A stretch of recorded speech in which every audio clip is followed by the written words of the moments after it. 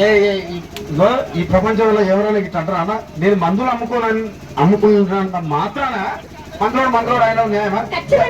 ఏవా ఇలా కండక్టర్ ఉన్నాడు, కండక్టర్ మొగుడా అంటారా? పోలీస్ ఆయన ఉన్నాడు, పోలీస్ మొగుడా అంటారా? ఖచ్చితంగా ఎందుకంటారు? ఏవో అలా అట్లా అంటే నన్ను కూడా అట్టే అన్నారు.